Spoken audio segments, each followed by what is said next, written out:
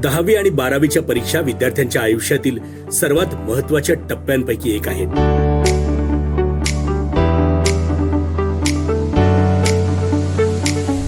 त्यामुळे या परीक्षा प्रामाणिकपणे आणि कष्टाने दिल्या पाहिजेत.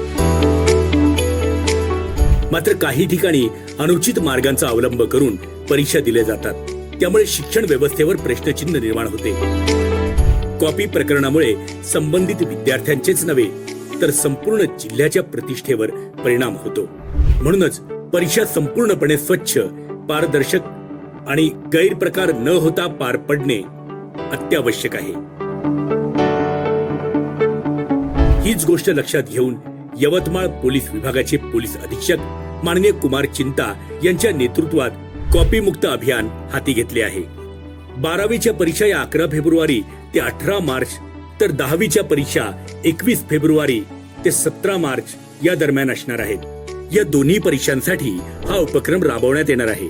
यवतमाळ पोलिसांचे मुख्य उद्दिष्ट म्हणजे जिल्ह्याला कॉपीमुक्त करणे आणि यवतमाळच्या शैक्षणिक गौरवाला कलंक लागू न देणे. परीक्षांच्या काळात कठोर गस्त, सतत निरीक्षण आणि सायबर मॉनिटरिंगद्वारे कॉपी प्रकरणांवर नियंत्रण ठेवले जाईल. लक्षात ठेवा, जर तुम्ही कॉपी करताना पकडले गेलात तर संपूर्ण भविष्य धोक्यात येऊ शकते. परीक्षा रद्द होऊ शकते, पुन्हा वर्षभर थांबावे लागू शकते आणि कधी कधी पुढील संधीही गमावली जाऊ शकते. एका चुकीमुळे संपूर्ण आयुष्याची दिशा बिघडू शकते.